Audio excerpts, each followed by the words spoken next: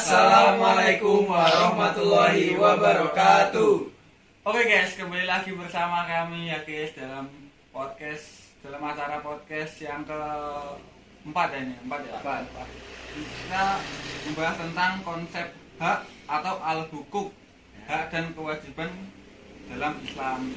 Ini pembahasannya gak kalah seru sama pembahasan yang sebelumnya kok. Jadi simak ya guys ya. Langsung aja kita mulai ya.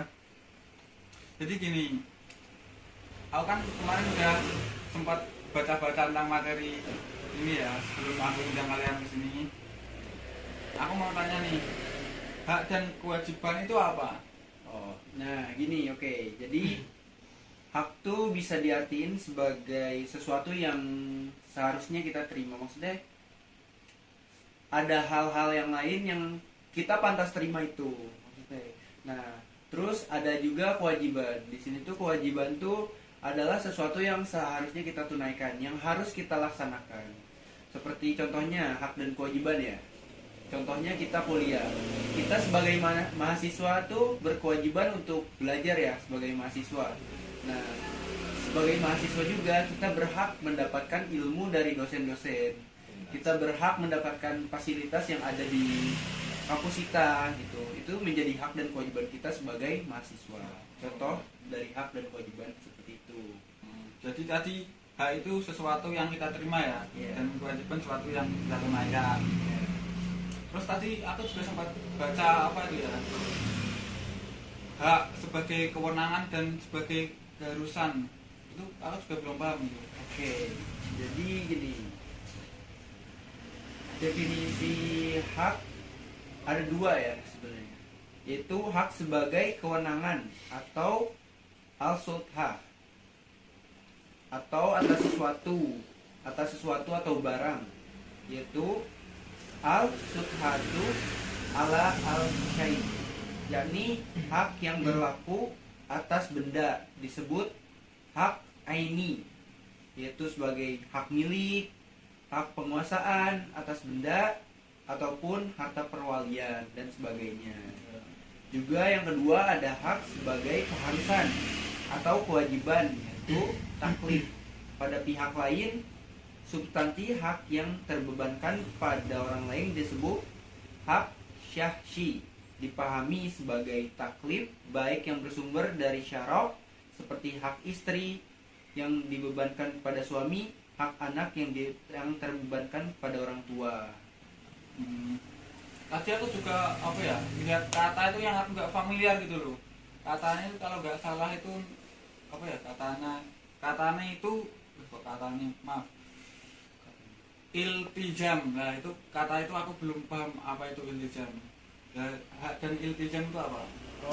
Jadi hak seperti yang dijelaskan oleh Dimas tadi, yaitu adalah keharusan yang terbebankan pada pihak lain dari sisi penerima. Nah, yang kamu belum tahu kan iltizam. Iya. Nah, iltizam itu keharusan yang terbebankan pada pihak lain dari sisi pemberi, bukan penerima. Nah, secara istilah, iltizam adalah akibat ikatan hukum yang mengharuskan pihak lain berbuat memberikan sesuatu atau melakukan suatu perbuatan atau tidak berbuat sesuatu.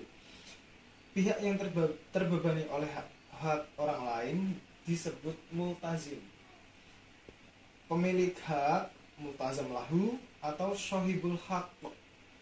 Contoh dalam akad jual beli, penjual dan pembeli berstatus sebagai multazim sekaligus sebagai syahibul haq atau multazam atau pemilik hak. Nah, sumber iltizam yang utama itu syariat dan hukum tentunya, yaitu yang pertama akad atau biasa disebut idaratul akidain. Yang kedua adalah iradah al-munfaridah atau kehendak sepihak, yaitu berupa janji atau nadar.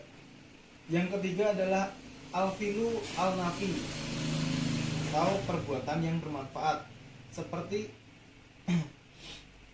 ketika melihat orang lain dalam kondisi sangat membutuhkan bantuan, maka wajib berbuat sesuatu semampunya. Yang keempat ada al-filu al-doir perbuatan yang merugikan, seperti ketika seseorang merusak atau melanggar hak atau kepentingan orang lain, maka ia terbebani kewajiban atau iltizam. Jadi seperti itu ya.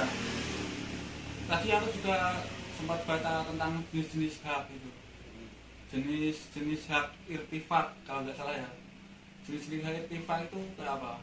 Nah, jadi hak irtifak itu ada 6. 6 ya. Yang pertama ada hak al-syurbi, yang kedua ada hak al-majro, yang ketiga ada hak al-masil, yang keempat ada hak al-murur, yang kelima ada hak al-jiwar, yang keenam ada hak al-to'ali. Dari segi kewenangan, hakim hak dibedakan menjadi 2, yaitu hakul diyani dan hakul qadai. Lalu jenis-jenis hak irtifak yang saya sebutkan tadi bisa diperjelas oleh Dimas. Oke, jadi jenis-jenis hak irtifak ya. Itu ada hak al-syukri, yaitu hak untuk memanfaatkan air untuk pengairan tanaman, hewan, atau untuk kepentingan minum manusia. Air yang ditampung secara khusus oleh kepemiliknya, maka hak irtifak atasnya harus seizin pemilik air. Seperti contoh ya, air di sungai. Nah, air di sungai itu termasuk hak al-syurbi.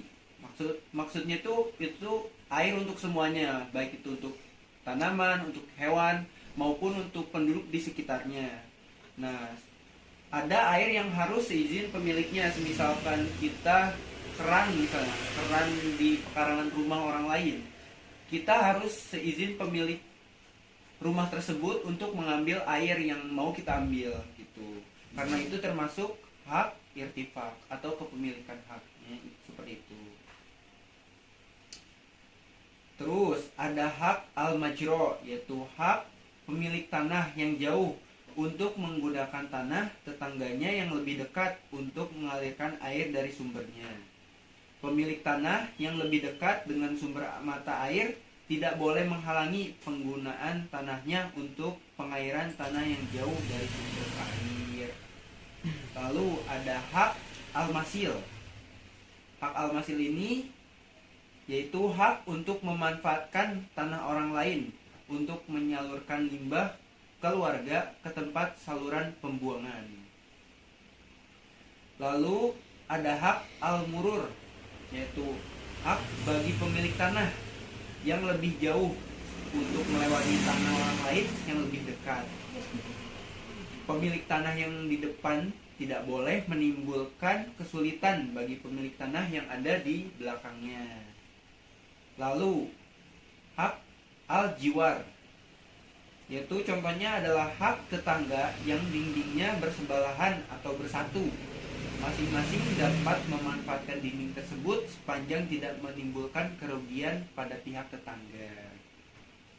Lalu ada hak al-ta'ali, yaitu hak yang didapatkan, misalnya hak yang didapatkan tetangga pada rumah susun, di mana atap bangunan yang di bawah menjadi lantai bagi bangunan yang di atasnya.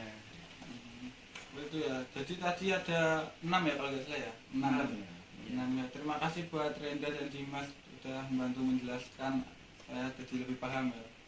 Insyaallah. Seperti tadi yang sudah dijelaskan Renda dan Dimas ya. Jadi hak itu ada banyak sekali pengetahuannya itu ya. Tapi yang paling penting itu jangan merebut hak orang lain. Jangan lupa like, comment, and subscribe.